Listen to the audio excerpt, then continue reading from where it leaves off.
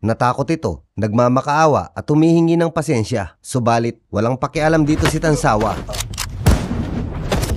Sinabi nito na, huwag mong isipin na mabubuhay ka pa matapos mong banggain ng Kirihito.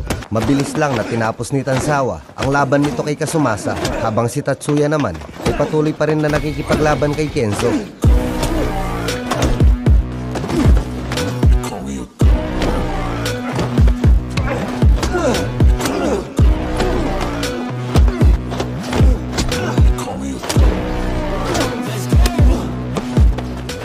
Habang naglalaban ang dalawa, naalala ni Tatsuya ang teknik ni Kaname at ang teknik na to ang dahilan kaya lalong nanghina si Kenzo.